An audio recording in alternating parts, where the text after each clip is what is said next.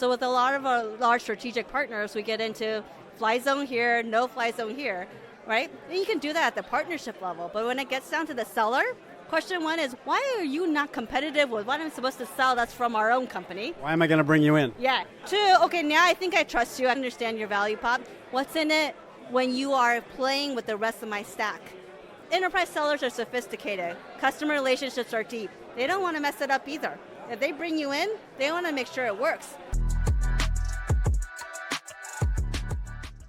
Hey everyone, Chip Rodgers with Inside Partnering, and we are here in Palo Alto at the CMO Huddles SuperHuddle here on Thursday evening, and it's fantastic. A whole bunch of CMOs all here. Hi everybody, I'm Sandy Ono. Chip, thanks so much for having me today. Yeah, fantastic. I am so excited to be joined by Sandy Ono, and Sandy is CMO for OpenText, and Sandy, that's quite a big job. You've been with OpenText for about 6 years, I think? 4 years, yeah. 4 years, yeah. And prior to that with HPE, and always in marketing roles, and here now you're CMO at OpenText, and so welcome. Thanks so much for having me. Like you said, I've had a fun career in marketing, but at OpenText I get to have the pleasure of driving both global marketing, but also partners and alliances, which is a really fun part of my job. So I think that's really cool. So you've been doing that you have a long history in marketing, but for the last 3 years, you've been leading partnerships as well. And OpenText is huge with so many different kinds of partners. Why don't we start there and talk a little bit about, a lot of our audiences are partner leaders, and so they're always interested in different careers and how people think about partnerships. And so maybe start with a little bit of the landscape of OpenText and how you guys partner. Sure. So OpenText is about a $5.5 billion software company. We focus on secure information management for AI, and partner resell is about 40% of our business, so quite a big significant part. When we think about our partnerships in 5 big segments, we have our strategic partnerships. Our biggest, deepest partnership is with SAP. So happy to chat a little bit more about that, but deeply integrated with our SAP partnership there. And then we have global system integrators as a segment. We have cloud service providers as a segment.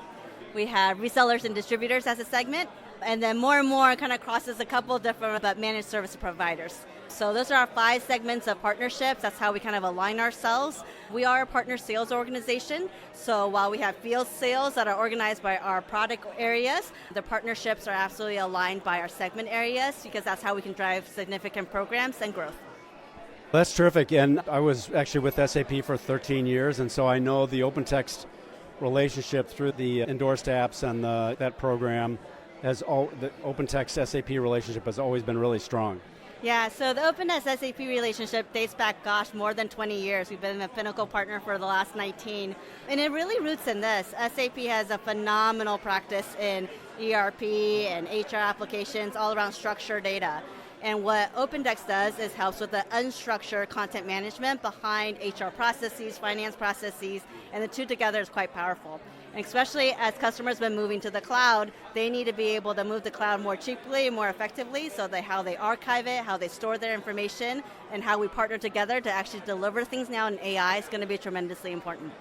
That's amazing, and I think OpenText you've always been in content and really understanding how to manage data and complex data, and now with AI, it's just right in your sweet spot. Yeah, it certainly is. We always think about information management as having kind of 3 types of data and content. There's human-created content, and more you and I are taking pictures on our phones. There's a lot of unstructured voice messages. So that vast array of human-created content is one type of content we manage. Another type is just kind of machine-created content. Right, so think about IT service logs or security logs, all these things that are generated by IT. And then there is content that goes between 2 companies, so commerce, business networks, and trade.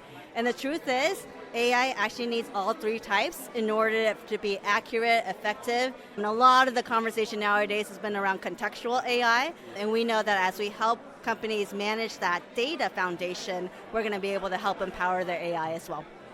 Yeah, I think that's really important, and I've seen you talk about the importance of data. Like AI is no good unless you have really good quality data behind it.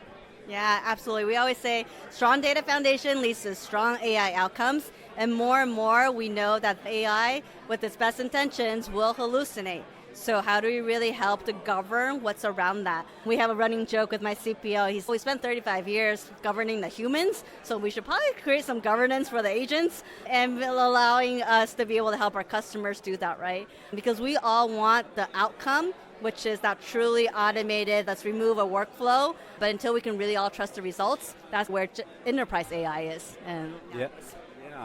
So, Sandy, I'm really curious about your career progression, and it's really interesting because of your such a strong marketing background and now leading partnerships as well. How was that making, it's not really a transition, but it's just like learning the whole space around partnerships. And then I'm also wondering about how you've been able to pull those organizations together because they all come together under you. Yeah, that's a great question. I'm a marketing geek, so I love the marketing aspects of creative, bringing things to market. But what I love most about marketing is that you're a go-to-market specialist at the end of the day. You know how to craft a strategy and then bring the power of marketing to market. Now, what I love about partnerships and alliances is that it's tangible. When you form great alliances and great partnerships, the revenue will come for your company and the growth will come. And I've had the pleasure of learning a lot on the partner space and now really seeing how the two come together, because you can have a wonderful partnership that you go land and you construct the best deal and you know it's there, but unless you have your marketing friends with you, the go-to-market motion doesn't actually come to life. So the two complement each other greatly in helping to drive growth for the company. And now why it's so fascinating in tech and why all the various alliances are just the right place at the right time is, think about it. Everybody's playing in some aspect of AI. Are you at the application layer? Are you at the infra layer? Are you at the telco layer? And how we partner will actually solve for the problem for the customers better. Customers need to know how to do this and to trust it. And the more the tech players can actually figure out how the agents are going to talk to the agents and how you're going to have audit trails and how that technology is actually going to work together, is going to help be able to solve better customer problems. And I think partnering is so important that way. And it actually makes me think of you recently announced a partnership with Guidewire. And that's really interesting because you both bring different technologies, complementary technologies to the market together, focusing on the insurance industry. So talk a little bit about that, maybe as a model for how OpenText thinks about partnering. Yeah, sure. We think about partnerships as we think about new business development.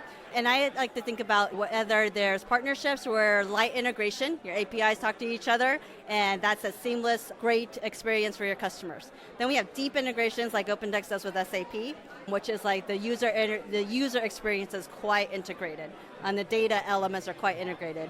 And then with Guidewire, we also announced a partnership with Fiserv. We're trying to be more specific for what we can do for our customers. Right? In specific industries. In the specific industry. If you're in insurance, you are in your Guidewire app. You don't want to be bouncing around, but you need a single source of truth, be able to have seamless workflow, be able to process a claims loan, to be able to get through your workflow, and that's what OpenText complements with. Same thing if you were in Fiserv and you're doing your banking, mobile banking online, you want your checks to show up, you want to be able to process what you do in your bank, you need strong content management behind that.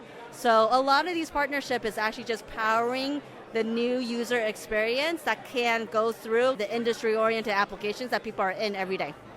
I really love that because I think that's also, in fact, I just posted something earlier today about a Visa partnership that was just announced recently, and it's exactly that. They're building the technology right into the workflow within a specific industry. Yeah, and you know when very sticky. It's very sticky, so it's a great way to form a partnership, but these partnerships take multiple years. And to be able to say, okay, how are we going to engineer our products together? How are we really going to bring it to market together? How do we really be relevant to that customer base? So it's been fascinatingly fun to work on these together with our partners because we know we're creating that next thing that our customers need when we can put the powers of our two companies together. That's terrific. So let's talk a little bit about because I've read that you put some KPIs and some structure in place between the partnership and the marketing organization to make sure that everybody's looking at this, and probably sales as well, make sure everybody's looking at the same numbers, right? Yeah.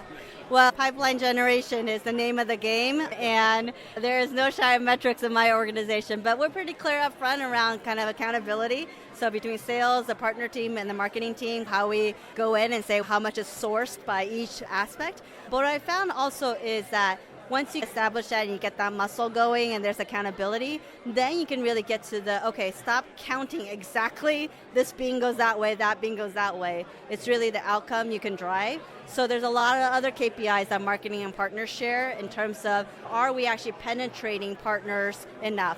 A lot of partnerships are sell-through models. So your relevance is not just to the end customer, your relevance is to the partner sales organization. So you're enabling your own salespeople, you're enabling your partner salespeople, and then ultimately is that landing with the customer. So there's a lot of sell-through type of metrics that you actually have to look at, and together marketing and sales, partner sales, can deliver some of those outcomes. And as a marketer, I mean, that it's, of course, your role is marketing to end customers, but it's also to the partners as well. To your point that you need to get to the sales team. If they don't know who you are, if their brand is not somewhere in their head, if your brand, they're not going to think of you and bring you in. Absolutely. For OpenText, we're a pretty different company than we were 3 years ago. 3 years ago, or even when I joined 4 years ago, we were a $2 billion focus on content management. Today we're $5.5 billion. We could cover 10 different categories. So even just sharing that with the partners in order for them to be educated on what can drive their business growth is step one. Nonetheless, okay, if you think about a system integrator, a regional or global, what could you do together to formulate true differentiated solutions for what industries? And then you go over to the CSP players, and then you get into the complex world of what's hosted on which infrastructure and what cloud platform, so which marketplace am I in, but you have to do the dance and be able to express to them the value it is for their salespeople and for their customers. And a lot of the training's been on both sides, which is you go back to this very simple notion of a joint value proposition. What is that? What is the joint value proposition that's highly differentiated in the market? Because without that, we, just like anybody else, is in the sea of thousands of ISVs when it comes to the partners that are relatively larger in the industry. And that's just normal. And the message to the partner sales team is very different from the message to the end customer, right? It's, as you said, what's in it for me? Like, you need to explain the value for them. Like, how are they going to hit their quota, go to club? Oh, absolutely. So it actually starts even simpler than that. It starts with, why aren't you competitive with me? Because if you think about tech, when you're big enough, us in OpenText, we sell cyber, we sell content management, we sell all sorts of things. So with a lot of our large strategic partners, we get into fly zone here, no fly zone here, right? And you can do that at the partnership level. But when it gets down to the seller, question one is, why are you not competitive with what I'm supposed to sell that's from our own company? Why am I going to bring you in? Yeah. Two, okay, now I think I trust you. I understand your value prop. What's in it when you are playing with the rest of my stack? Enterprise sellers are sophisticated. Customer relationships are deep. They don't want to mess it up either. If they bring you in, they want to make sure it works. And then they quickly then get to, are you a certified solution that I can trust, that when I put you and bring you in, that the technology is going to work. And then we get to the who's supporting it and all that.